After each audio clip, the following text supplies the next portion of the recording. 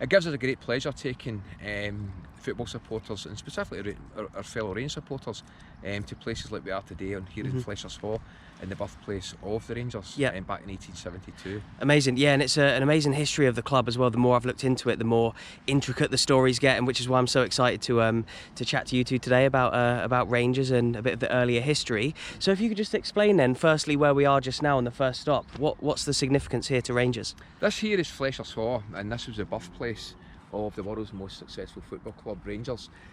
The wonderful fact is, today, almost 150 years later, it's still a football ground, you know, and hopefully it will stay like this for a number of years. It was back in the early 1870s Rangers came up with the idea, or our founders, as we know them now, came up with the idea of forming a football club.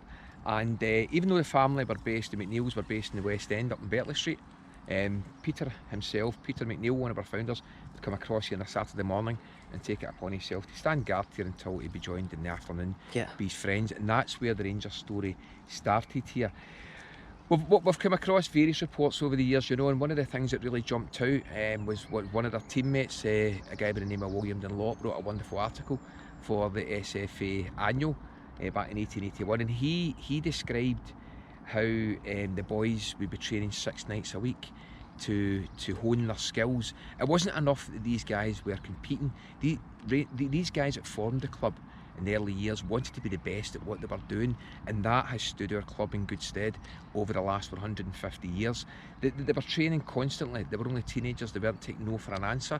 They were writing to senior clubs at the time, such as Queen's Park, who refused to come down to play them at Fleshers Haugh because they didn't have their own ground. But as I said, they refused to take no for an answer, and they just kept pushing forward, and that, more importantly, it kept Rangers moving forward. And it sounds like they had great dedication to come here and not only just come and play and train 6 times a week, but also to guard the pitch from anyone else being able to use it as well in that time, you said as well. Sam, that's right, because you've got to remember, these guys had jobs to go to. Yeah. You know, they weren't full-time paid professionals. These guys had jobs to go to, and no doubt in many occasions they'd be working 9, 10, 11, 12 hours a day, but they were still coming down here and training under moonlight just to hone their skills and to keep Rangers moving forward. And think how tough the world was back then, in the industrial era, where they'd have to defend this land to try and play on it. An incredible effort. You know, there was all sorts of sport and pastimes going on down here at Fleshers Haugh, but as I say, Peter McNeil would take it upon himself to come across here just to ensure that Rangers was somewhere decent to play our first few games. This is the plaque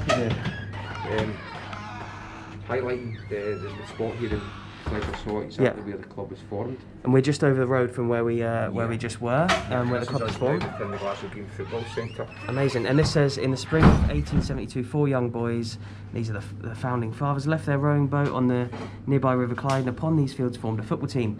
This was known as the Rangers Football Club.